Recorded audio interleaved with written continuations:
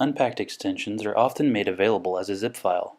Double-click the zip file to extract the extension in an easy-to-access location such as the desktop. Launch Google Chrome and expand the Chrome menu found in the top right corner of the browser window. Go to More Tools and click Extensions. In the top right section of the Extensions page, enable Developer Mode. Once Developer Mode is enabled, you can use the Load Unpacked button to load an extension.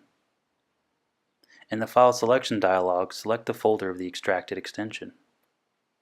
Now the extension has been loaded into the browser and is ready for use. You may need to refresh some web pages for all functionality to take effect.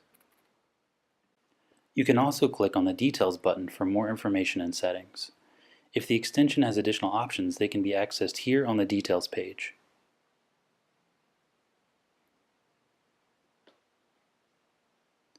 You can also manage the options at any time by right-clicking on the icon of the extension in the Chrome menu and selecting Options.